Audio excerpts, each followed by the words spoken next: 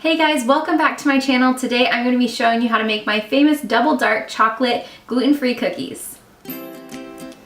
Have my little helper eating all of my chocolate that I'm going to have to restock.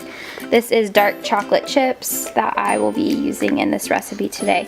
So let's go ahead and start with the base for this recipe, and that is oat flour. You can go ahead and purchase oat flour already ground up for you, but I like to make my own because it's cheaper. So I do 1 cup of oats and I stick it in a clean coffee grinder and make my flour.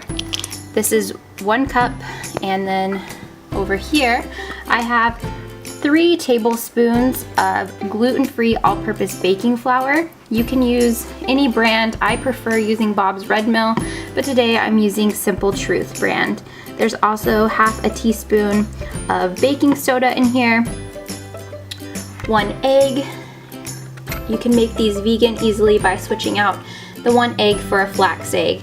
So typically this recipe calls for it to be vegan, but I like how the fluffiness of the cookie comes from the egg. So the next thing is cocoa powder.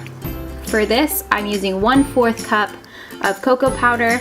You can use a little bit more if you like it just a little bit more chocolatey, but I think 1/4 cup is a really good amount. For the sugar portion of this, I'm using coconut sugar. If you're unfamiliar with coconut sugar is like brown sugar in taste, except it's more toasty. It's definitely not as moist as your brown sugar, but it has an excellent flavor. So I'm using half a cup of coconut sugar. Moving on to oil. For oil, I am using olive oil today. This is 1/4 cup plus 1 tablespoon of olive oil.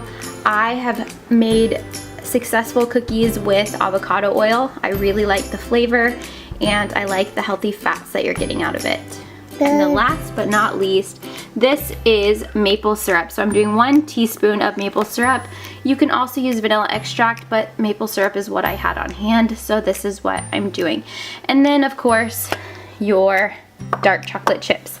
You will just want to put a handful in there, not too much because you don't want to make them overpowered with melty chocolate. And we're gonna start with our wet ingredients. So let's go ahead and pour in 1 egg. Egg, yes. The olive oil.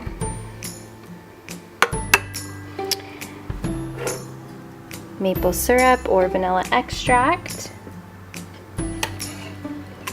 Yeah, and this is the only dry ingredient going in at this time, and that is the coconut sugar. And then you're just gonna whisk it on up. So Jackson, let's go ahead and stir, baby.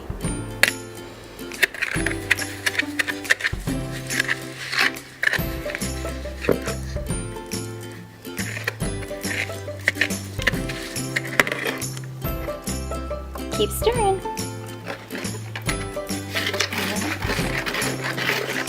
Stir it all up.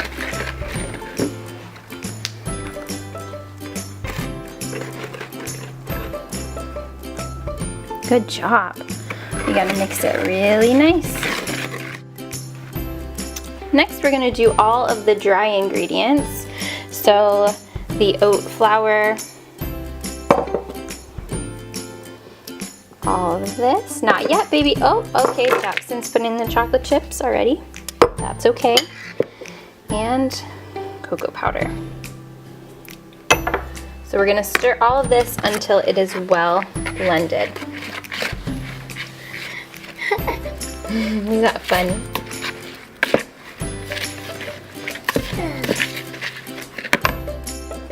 So now that our batter is made, I'll show you a little bit what it looks like.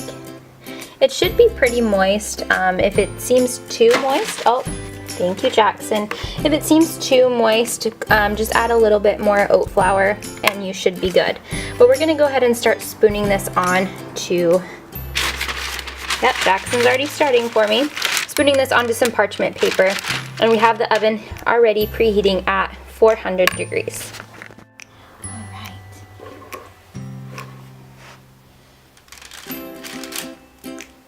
don't want to make them too big because these will expand. So I say just about half a spoonful. Cheese. Cheese.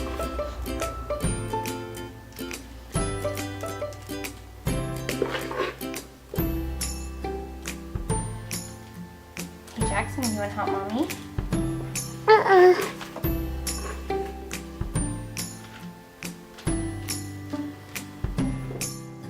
And as you can see, some of these are just different sizes. I just went along with what I had. But, oh, thank you, Jackson. We're gonna bake these at 400 degrees for about 11 minutes, and then we'll move them to a cooling rack. And this is the final product. These are the double dark chocolate gluten-free cookies. See how fluffy they are. Lots of chocolate chips.